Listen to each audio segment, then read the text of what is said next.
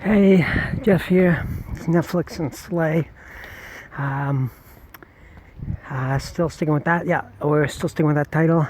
We've had some good suggestions, but I think right now I'm more comfortable, despite the sort of disagreement with whether they like that title or not. We're gonna stick with Netflix and Slay. So yeah, this is Jeff. We're coming to you here. Got an episode lined up for you. It's been a couple days, so I'm just here. Let me catch my breath. One second.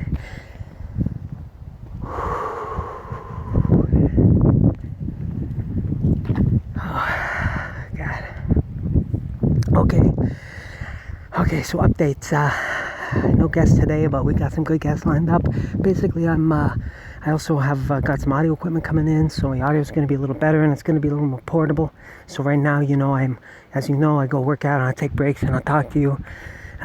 But with my new audio equipment I got coming in, I'm going to be able to be actually working out while I talk to you better. So sometimes I had some killer episodes where we did that with like Citizen Kane and Brittany runs a marathon and stuff, but I think we're going to keep trying to go in that direction. And don't worry, more of our podcasts are going to be while I'm running, maybe while I'm doing some strength training. I don't know. So we'll see. Okay, so moving on. Today we got a movie coming at you. It's actually, I've been told it's a classic, basketball classic, starring a leading sexy man who we all love, and that is Hoosiers from the 1980s. So starring Gene Hackman. But basically, I was surprised because people say this is a good basketball movie. I didn't know this was actually a politics movie. This movie was a very political movie. So I thought I'd get into that today with you. First of all, it's about basketball, and basketball isn't allowed because of politics right now.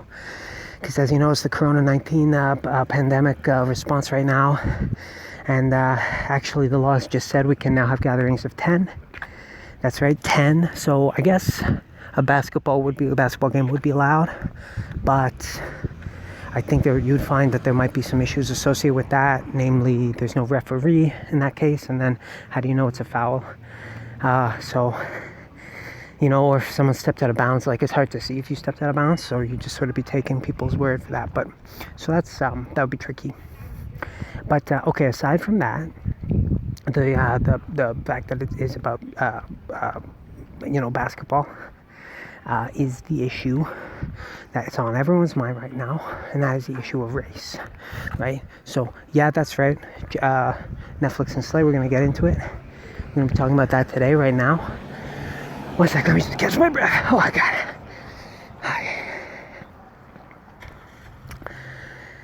Okay, so yeah. Basically, let me tell you the plot, and I'll explain. So basically, the movie is like a guy who comes to a small hick town in Indiana to coach the high school basketball team. And right away, you're like, oh, this town sucks. Like, these people are all shitty, and they're homophobic, probably, and racist, definitely, and sexist and shit. And it's not just the people, the thing is, you think the movie is, right? Because right away, the movie's oh, we're supposed to be rooting for this town. We're supposed to be rooting for them to win the championship. And he coaches the kids, and it just gets kind of more sexist and shit as it goes.